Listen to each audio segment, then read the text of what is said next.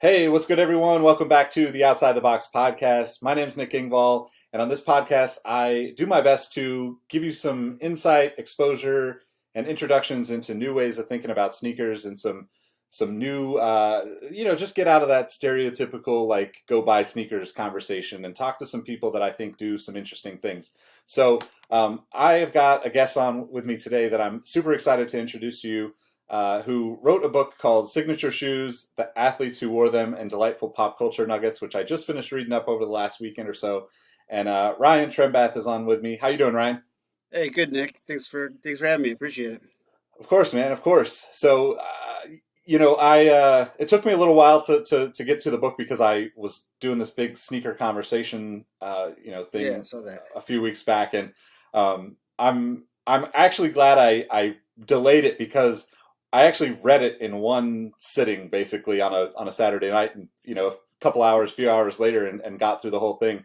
And I think it was really cool the way you tied together some of the like really deep stories that exist below the surface within sneakers and sports, and also just the kind of the timeline things. But we'll get into that. But I guess the first thing is introduce yourself and let everybody know kind of who you are and how you got into, I guess, sneakers and sports, and eventually to writing this book. Yeah, thanks.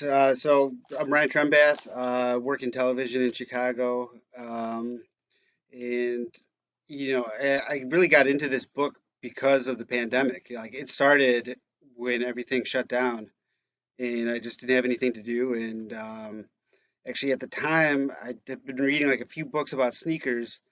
And I've always been into weird, like pop culture stuff, signature items, signature shoes, of course. And then, so I actually, to get even weirder, I bought a couple typewriters, just started typing some stuff out. And um, it just became like, kind of took on its own life, really, and just became this book that, I was just having a blast writing. And so I'd work on it for like 4 hours a night, probably.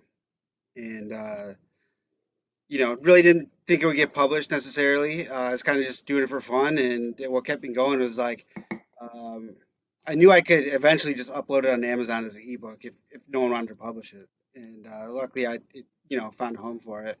And yeah, I mean, one of the things I wanted to do was sprinkle in like pop culture stuff and just kind of, like you said, try to make it a fun read. It's not meant to be super like sophisticated or anything. So just wanted to keep it fun. Yeah, it's really cool. I mean, I should show this to people since we're here, but I thought it was really cool when you reached out too because like just reading kind of the Amazon write up of it, being somebody who's into sneakers and especially more on the, I don't know, I wouldn't necessarily consider myself like an archivist of any official capacity, but that's really what I'm about is like capturing these moments that are going to go away that people we've just moved on from a lot of this stuff, and I think sports has done that in a lot of ways too, but obviously sports much more massive. You've got to me beautiful sites like Baseball Reference, Basketball Reference, where you can literally find any snippet of information that you want to find from a very specific era or day or minute if you want. Yeah.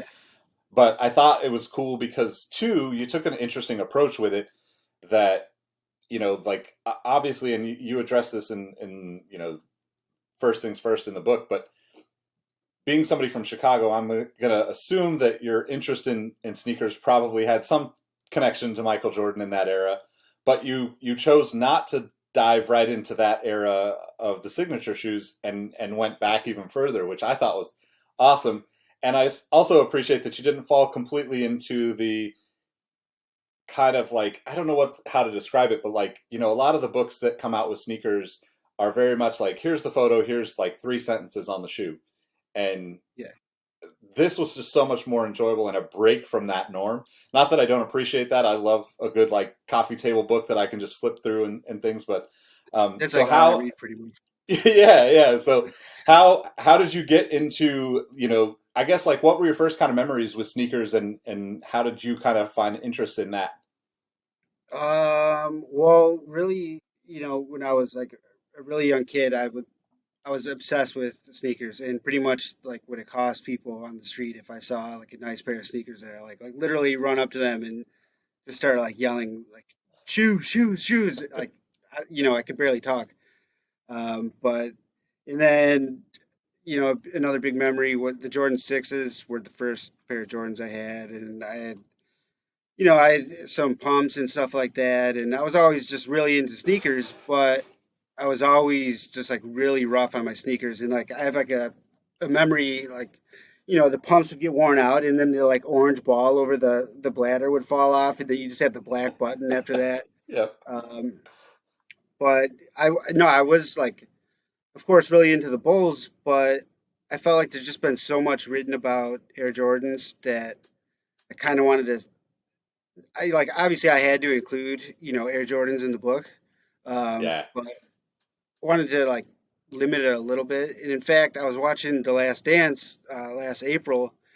And I think it was I forget who it was. I think it was Jordan's manager says like, "Oh, what you want to market him like a tennis pro or something with a shoe deal." And I was kind of and I've been working on this, and I was like, well, that's not necessarily true because like you know Kareem Abdul-Jabbar had a shoe, Clyde Frazier had already had a pretty major shoe at the time, so Yeah. there's like this whole other history that a lot of people, unless you're really into sneakers, might not be aware of.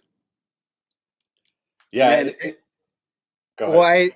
as far as the coffee table book is kind of concerned, like that was like sort of my goal when not my goal, but I was like, there's so many examples. I was like, I can do something like that in this. But then it just totally took on a life of itself, and there was just so much to kind of cover. Yeah. Well, and I think like you still like hit on that to include the little photo section that you did that was kind of like, okay, here's the visuals for the people that don't know, right? That they can then go back.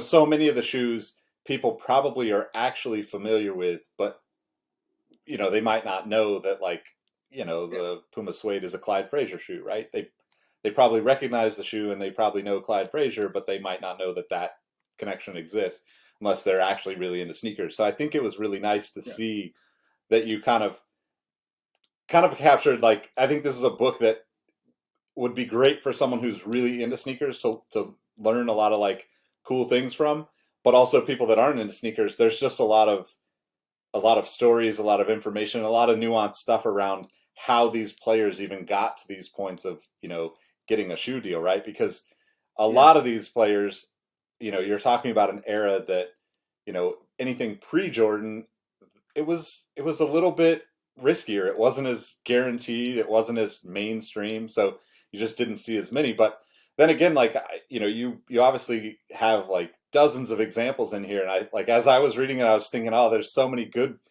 Kept getting into different sports, different players, where I thought, oh, this is great because like each time I would be reading something, and I think, oh, like even like the Stan Smith, the kind of like the progression into or with the Robert Halle into the Stan Smith, all that stuff. Where like as a sneaker nerd guy, I'm like nerding out about it, but just thinking like those are things that I think people just reading those stories are things that they're not going to see if they just Google the Stan Smith shoe. It's going to take you a while to find that and yeah. actually learn that information. So Right. I mean, I don't think Calais gets like any credit at all nowadays. yeah, I mean, yeah, you'd probably have to dig pretty deep to find that.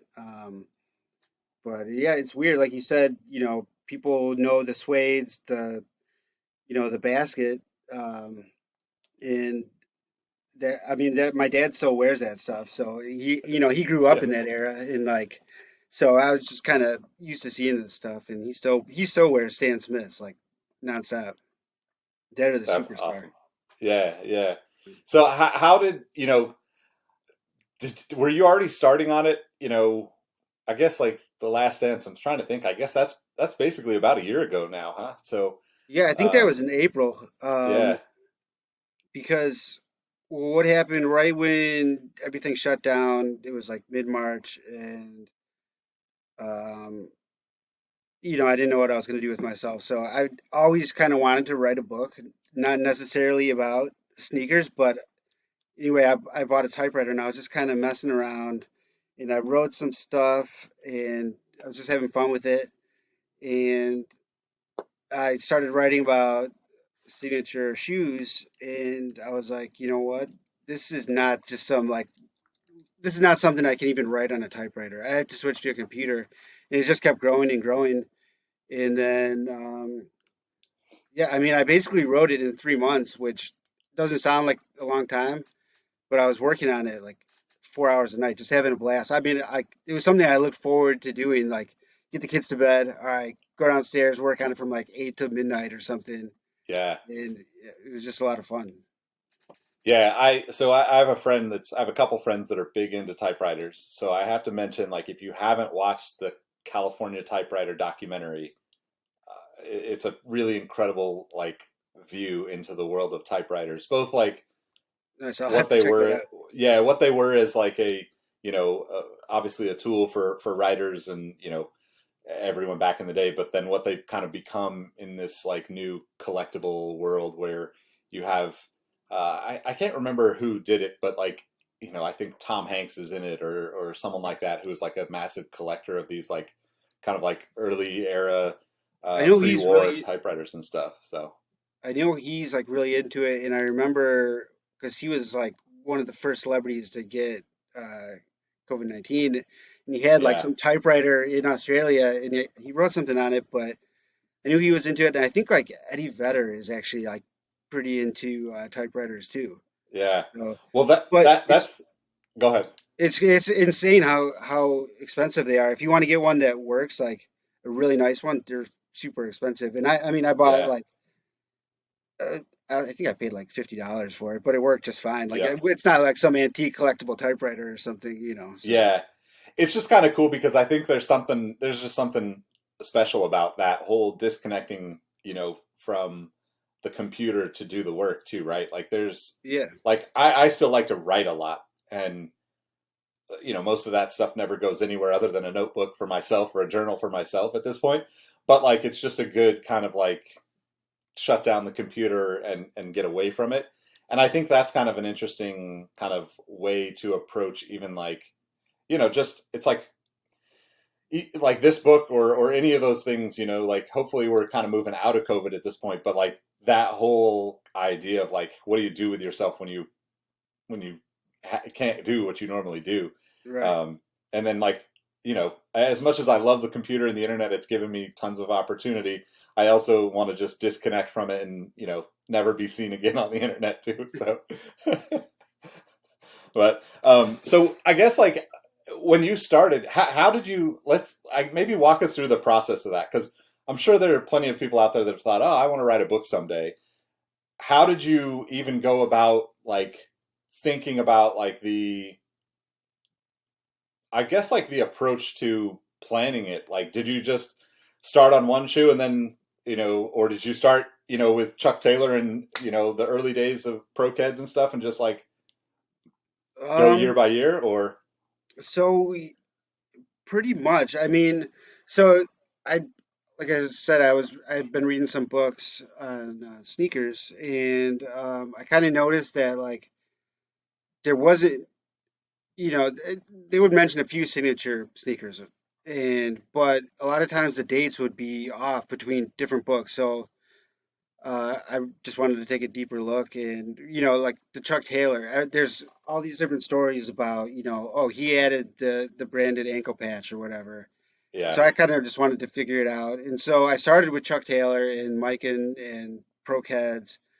And then that's probably about the time I realized I'm going to have a hard time writing this entire thing on a typewriter. Yeah, Um, yeah, and because I covered them and it was already like really getting long. So then I kind of just started trying to work chronologically. It wasn't always like the case, but that was my goal anyway. I kind of laid out the table of contents, kind of like in sort of an outline of how I wanted to work. But so yeah, I guess it was kind of in order. I mean, I jumped around a little bit. I just made a list of every signature shoe that I could think of. Like, the list was like way bigger because I stopped at the '90s in this book, and I went yeah, my original list to like basically up to present day. Yeah. I mean, you did a good job of like putting on the brakes though. I think like it gets so like chaotic at that point, right? Because Yeah, you have, you know, I think like the beauty of like the older stuff to me, and one of the things that I was fascinated about reading the book is that, like I guess like go back to that, Adidas example, right? It's like they made the shoe and it was a Robert Halle shoe, but then, he's going to retire. They needed somebody young and hip and, a star to wear it again. So it's like, if we're going to continue to make the shoe, so it becomes a Stan Smith shoe. And, primarily that shoe was successful enough for it to continue on till this day or whatever. But that's like one of the few examples of one shoe kind of being attached to two people pre Jordan, right? And then you get to yeah, Jordan, and there's so many nuances. There's so many like, well, is that a signature shoe? It was made just for that person, but it doesn't have their name or whatever. Like, and then the layers because everybody wore multiple versions of their signature shoes in the '90s yeah, and 2000s. That it's just like, I mean, you probably would have had 5 times the size of the book if you would have continued on. yeah. I mean, kind of. Well, the Stan Smith is one of the few examples I can think of where like two people kind of shared it. But yeah, I mean, early on, you had one shoe and that was it. There was like a couple examples, maybe with like Laver and Stase, or a couple where they might get two shoes. But then in the '90s, like after Jordan, it just became so convoluted, and there was just so many shoes. I mean, even like now, like I have a hard time telling like what's a collaboration, what's a signature shoe, like Yeah, like De La Soul gets like a Nike Dunk or something. That's not a signature shoe. That's, I mean, it's the same shoe. It wasn't designed for them. So it's yeah. just, there's so many things like that where you could possibly, mention it. But yeah, I kind of wanted to just keep it like the basically just the entire history, if I could, of what led up to the Jordan and where we got to today. What were some of like, some of your favorite stories from that you discovered, you know throughout, this process?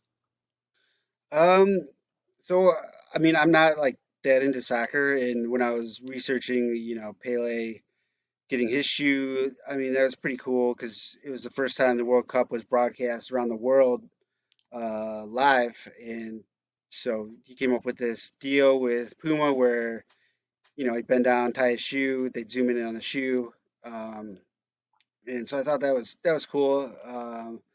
There's other just like weird tidbits like I threw in there, like at the 1977 U.S. Open, someone getting shot in the leg during Yeah, McEnroe's match, which I brought up because Chris Everett's shoe came out in 1977, and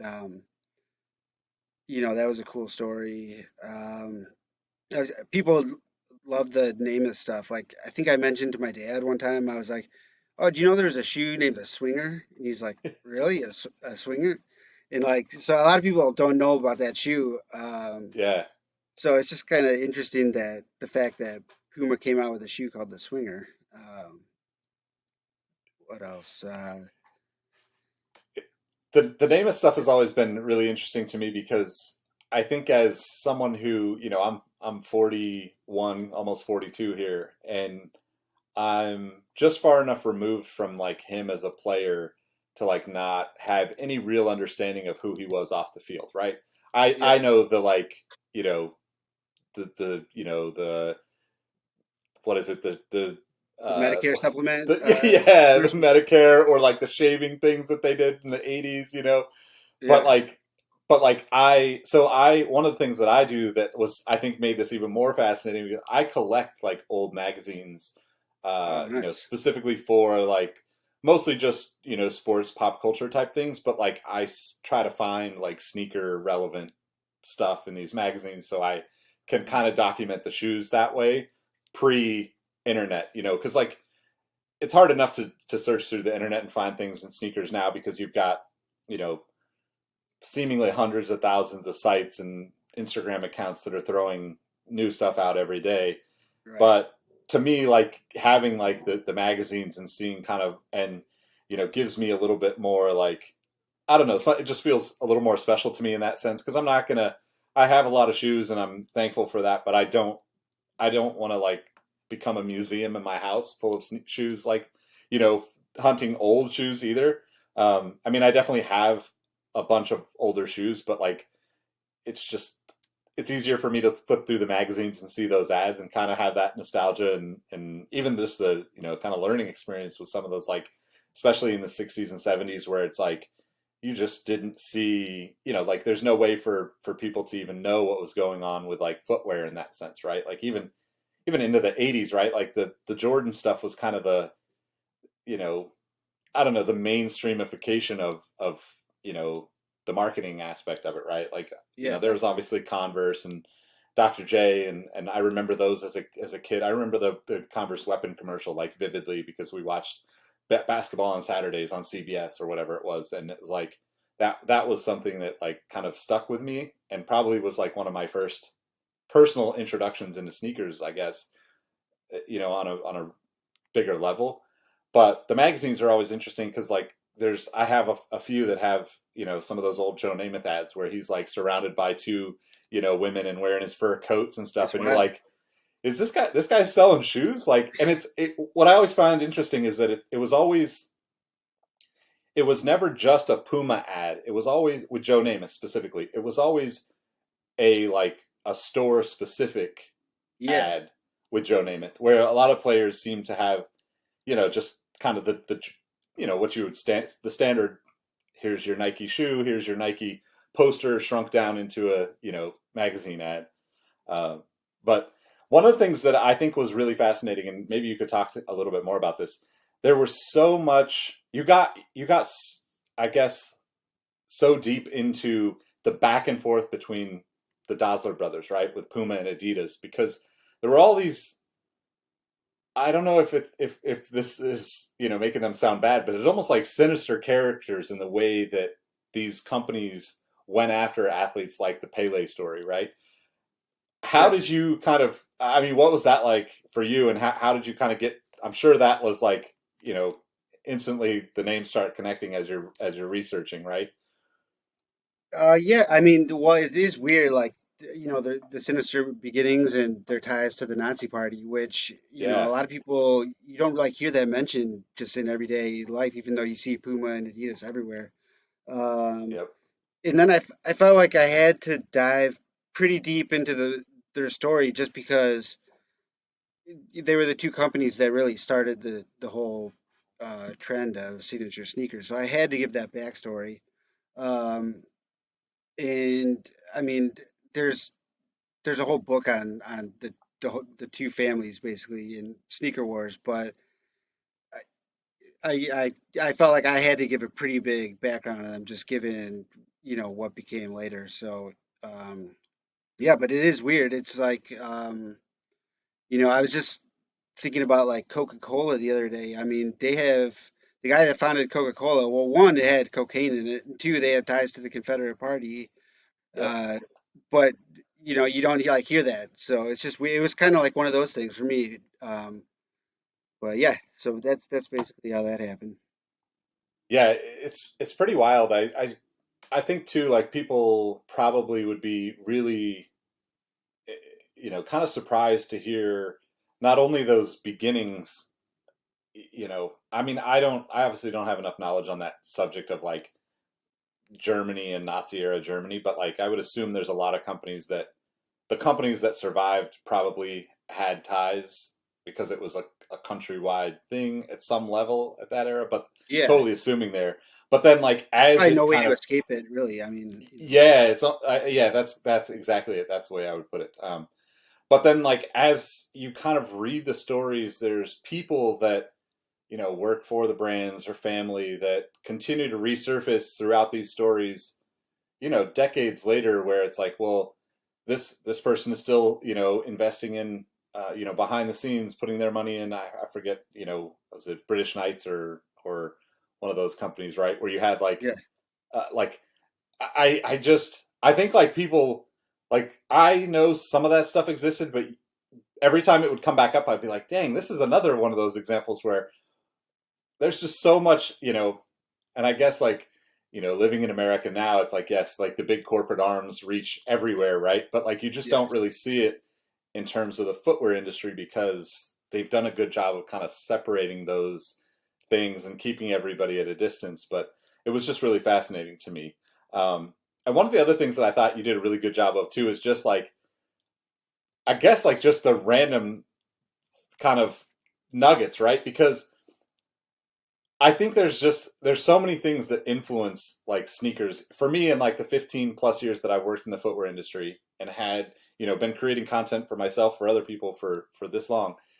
There's always things that I can look at and think, oh, this was like an influential moment that people don't see through sneakers, but because it's such a big pop culture moment, it absolutely does influence other things that we buy as consumers, which I think, maybe talks about how you went approaching those types of things too. Yeah, I don't know.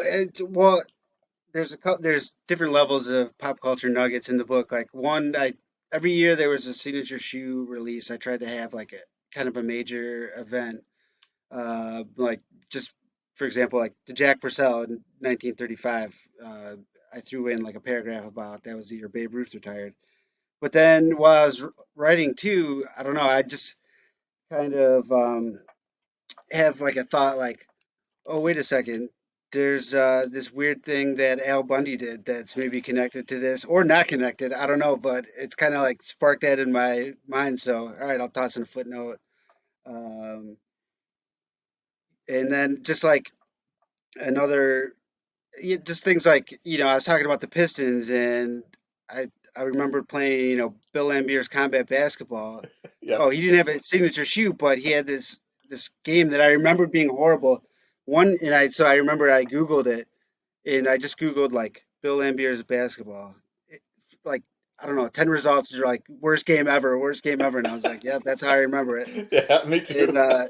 yeah, and then like um, Isaiah Thomas's mom actually lived down like kind of in my neighborhood growing up, and so we'd go there for Halloween, and she'd give out like Isaiah Thomas candy bars, and so I just kind of he never had a signature shoe, so I threw that in there, and I remember like when I was writing it, I looked it up on eBay, and you could still buy his candy bar on eBay. So I don't probably wouldn't recommend eating it, but Yeah, yeah. it's out there still.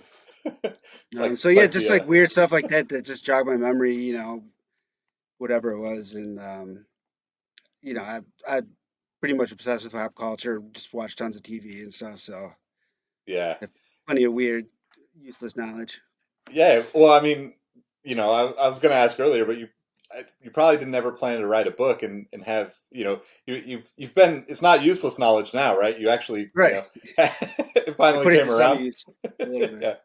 Uh, so I guess like how did you go about even like, like you mentioned, considering doing the ebook, how did that whole process of getting it published and, what was that like for you? Because I meant to ask, like, I'm assuming this is your first book.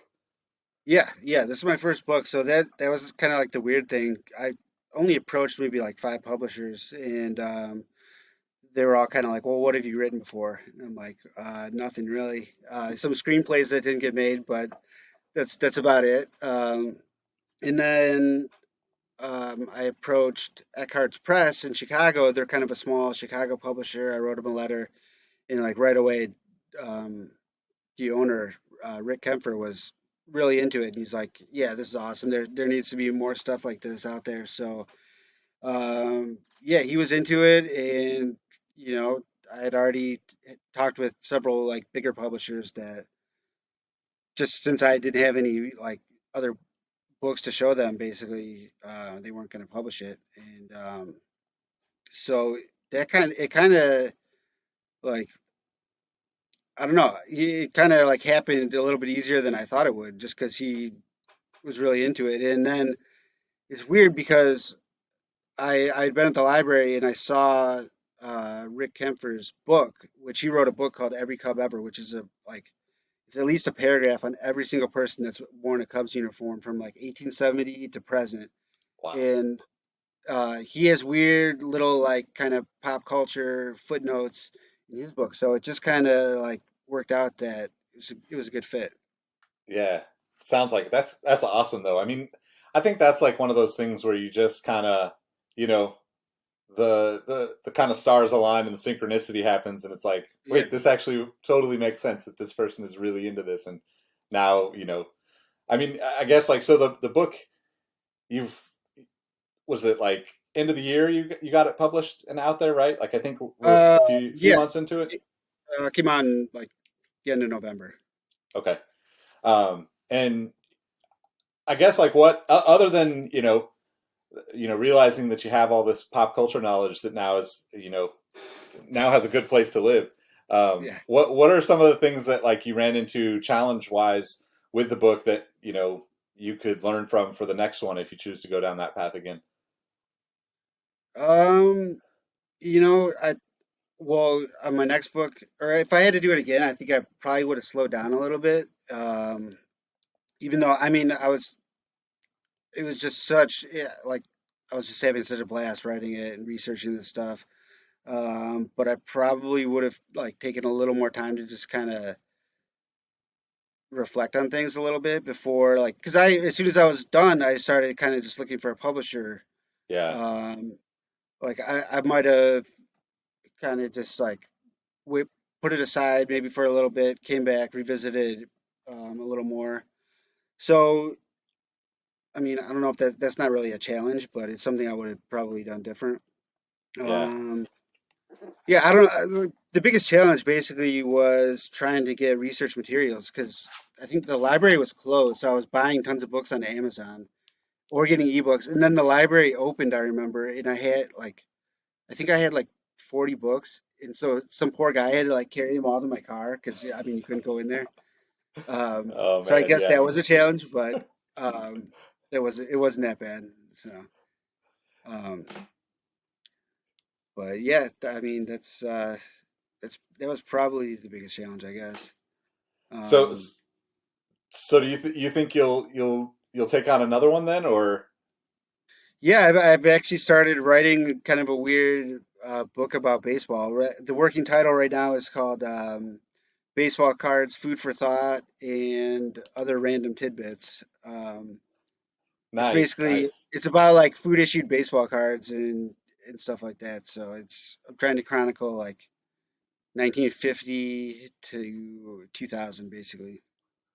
That'll be right up my alley too, man. I mean, we were talking before, and I'm obviously a big baseball fan, but uh, the two things that came to mind instantly when you said food for thought, Mother's Cookies out here was like a huge one. Yeah, All the yeah. Giants, I've still got like autographed Mother's Cookies cards from the early '80s, and then when Granny Goose A's, the Granny Goose chips, they did the A's, I think. Or yep, I think yep, they might even still do put out uh, A's cards. yeah, and then uh, I don't know the years, but Denny's did those like hologram cards for 5 or 6 years, where you'd buy a Grand Slam and get one pack or one it wasn't even a pack, right? It's just a single card or something. And I Yeah, remember like just begging my grandparents to go to Denny's, which in hindsight, like I would never want to beg anyone to go to Denny's, but like when I was a kid, those cards were everything. it was either like 93 or 97, I want to say. Or I'm sure they put them out for multiple years, but Yeah. yeah, yeah, those are definitely in there. So I guess like with with the with the signature sneakers, how did you how did you know where to stop? Did you just because we talked a little bit about Jordan and after, but then like as you're writing that, were you just like, okay, you mentioned having a much bigger list when you started, and then when you get to that, did you decide on like, oh, it doesn't, we don't want it to go too long, or was it just more like there's so many signature shoes out here that if I go beyond Jordan, it might just be too much. It almost becomes an Um, encyclopedia at that point, right? So yeah, I mean, it wasn't really like it never crossed my mind like I don't want it to be too long. It was more like there's literally maybe like 20 shoes coming out in a year. and it's hard to keep track of them all. And then once other sports started getting involved, and then especially once like auto racing got involved, I mean that's just getting kind of Yeah, weird. Um, which I mean, it's cool now kind of to look back on that. Dale Earnhardt Sr. could have a signature shoe, yeah, but it's just like is the way I describe it in the book is just kind of the gluttony. There was just so much. Like everyone just saw, how much money Nike was making with Jordan, and everyone's looking for that next charismatic athlete, and they'll basically, taking a chance on anybody pretty much. Like when Wayne Gretzky gets a shoe, uh, yeah, it's definitely getting like weird. But yeah, I don't know. I just kind of I just figured once it got to the 90s, then that was kind of a good place to hang it up for now, anyway, at least. Maybe I'll come back to it, but it was too chaotic. There's just so much going on that I felt like it was yeah. kind of a good place to end it. Definitely, and I think like to kind of go a little bit further for listeners, this covers all sports basically. So it's not just basketball shoes in the '90s that blew up. Wayne Gretzky played his sport on ice skates and had a signature sneaker. Like it doesn't make sense, right? Like Dale Yeah, Earnhardt, as much as he was an incredible driver and huge, monumental athlete for the sport of NASCAR, you never saw his shoes until the last 5 minutes of the 3 hour race. So it's like you could really see how people were grasping to get a piece of that, energy that was out there and money that was out there with all of these shoes that, and it's, I don't know, it's fascinating too because like I feel like we sneakers kind of just went like skyrocketed in the late '80s, early '90s, and then I don't know, for better or worse, I don't know if it ever corrected itself, in terms of like just how much is out there, right? Like the consumerism part of it at this point is almost over. I mean, not almost, it absolutely is overwhelming, especially as someone who works in the industry and like, I buy my fair share of sneakers, but I can't possibly buy, if anybody's listening that has the sneakers app or the Adidas app or whatever, you're seeing like 3 to 4 shoes every other day or every 3 days, it's wild. and yeah, and like not all of those will be signature shoes, but like now you have, signet. I don't know. It's not. I guess you would consider them collaborations, but like, I think of like Virgil Abloh and Kanye West and all these people that have their own shoe lines. It's absolutely a signature shoe, but it has nothing to do with sport and the signature shoe the way it was before, right? Because it's always Yeah, even the way that it's written and presented to consumers, it's like Virgil Abloh X Off White Nike, X whatever, as opposed to just being like the Nike Abloh one or whatever. So right. Yeah, you got like like uh, Bacon Air Maxes, or like, I think there was a Reese's shoe I saw yep, just the other day. But yeah, I mean, it just seemed like Run DMC and Adidas came together so organically to, work together. And obviously, Run DMC got their own signature sneaker later. But then, like, Paula Abdul got an LA Gear shoe. I think it was the Sun Blossom. And yep, then, yeah, I mean, it was just way too much. And I don't know. I think, and actually, I put this quote in my book, but another guy wrote it, Jason Coles, and he said, the sneaker wars in the 80s and 90s were kind of based on innovation. And then, I don't know, like late now, it's all uh, just based on kind of retroing older stuff. So, I mean, I thought that was like a really good way to put things. And I yeah. stole it from my book. So, I gave him credit though, but yeah, I just thought that was kind of the perfect way to put it. Yeah, most definitely. That's been kind of an ongoing conversation with a handful of the folks that I am close with in the especially on the media side of like sneakers, where like Russ Bankston, this guy that wrote for Slam for years and Complex and all these places, and when I talked to him on the podcast a few months back, he referenced the guys that he looked up to, like the Bobito Garcias and that, and one of the things that was interesting was that Bobito always said that sneakers ended when like in like 85 when the Jordan came out, right? Like he lost interest at that point because it was no longer about like playing basketball and making them their own, make them the shoes your own and all that stuff. And Russ and I are about, I don't know, maybe like 7 8 years apart, but like his peak era is literally like 5 years pre my peak era of like Yeah. and it's kind of interesting, and I wonder how like that's going to progress too, because I think like the thing about all the stories that are in the book is that they were very much like underlying stories behind the sport, right? Mhm. And I don't necessarily think that that's a bad thing as a sports fan. I guess I should back that up.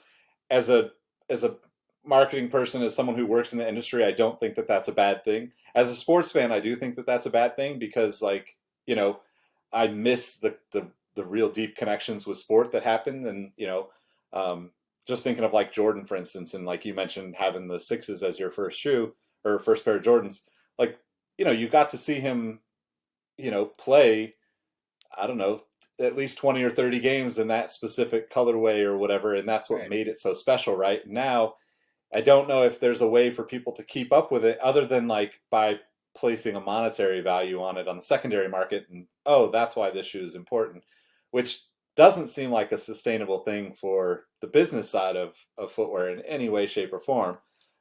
Especially as you said, like everything has kind of come back to this, retro stuff, right? And Mhm. but I also do think that like a lot of the retro product outside of the Nike and maybe the Adidas stuff, there's a lot of opportunity for the other brands to kind of get creative with like, there's, I mean, even going back to like George Mikan and the Pro Kids, right? Like, or actually you mentioned, the Sandlot, right? Like that's a great shoe where Yep. like, hey, they actually did, kind of bring back that story and tell that story again, and it wasn't about the original release of the shoe. It was about, hey, this became an iconic shoe because of this movie and the pop culture element.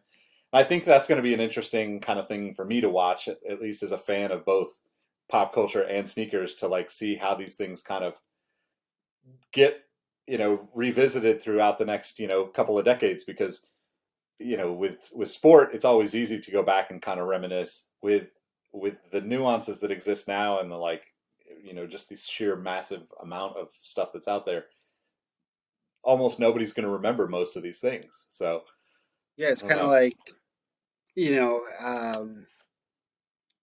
if you, it's kind of like if you they say if you like if you go if you're presented with too many options, you like you usually don't like get anything. You know what I mean? Like if you go to a supermarket and there's 50 different kinds of ketchup, for example, you're most likely gonna or the average person will probably just won't get any and just walk away. Where if you Yep. have like maybe three choices, then you get something. And it's probably a poor example, but anyway, you know what I mean. But Yeah.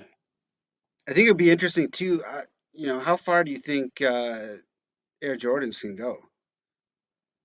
That's a crazy kind of debate in itself. I think a lot of the sneaker like enthusiast community thought it should have ended at 23. Yeah, It would have been a good, you know, ending point. Um, because it creates its own problem when it's Michael Jordan's shoe, right? Because like Jordan Brand now has Luca and Zion, and like those guys deserve to potentially have their own shoe, right? And right, if Jordan's name is still attached to it, or there's like Zion, for instance, arguably the best player in the league, in the next 5 10 years, right? If everything goes as planned, I think, or as expected for him.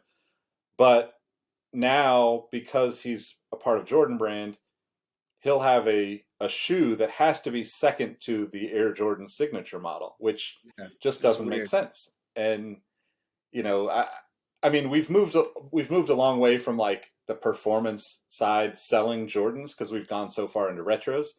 But I think at some point, like you've got to step back and look at that as Nike and Jordan or any of the brands that have signature athletes and think how much of the how much of this do we have to pay attention to for the second and third times around, right? Because look, LeBron's still playing, and we're now getting LeBron retros on a regular basis, Yeah. and I mean, I remember, you probably do as well. Like when Michael, you know, decided to play baseball, I was kind of ecstatic because I just like, wow, this is great. He's the best at basketball. If he can do this at baseball, this is going to be amazing.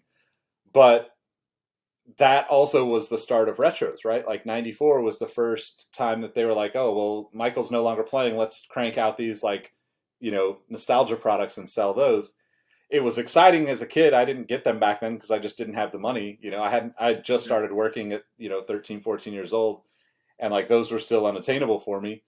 But the excitement was there because it was me being able to kind of revisit those days of not being able to afford them. And yet we just won't have any of those moments now because everything is compounded, right? Like uh, a good example of this is like I'm sure you saw you know the NBA guys that were playing in the Kobe Grinch shoe Yeah. for the last couple of months, right? And that's such an odd shoe. I mean, they all grew up watching Kobe. They saw him play on Christmas Day. Of course, they want to play in that shoe. But now what happens? Like, it's nothing against like a guy like DeMar DeRozan, but like I'm not going to have a memory of DeMar DeRozan playing in a Kobe shoe to get me to buy that shoe 10 years from now, right?